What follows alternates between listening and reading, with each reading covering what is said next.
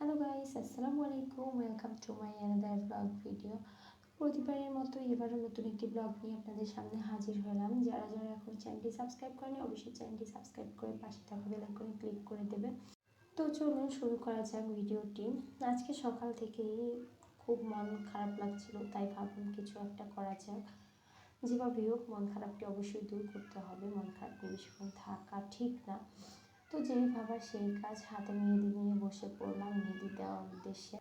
যদিও আমি অতটা সুন্দর করে মেহেদি দিতে পারি না, তো যেভাবেই পারি ওভাবে স্টার্ট করে দিলাম মেহেদি দেওয়া।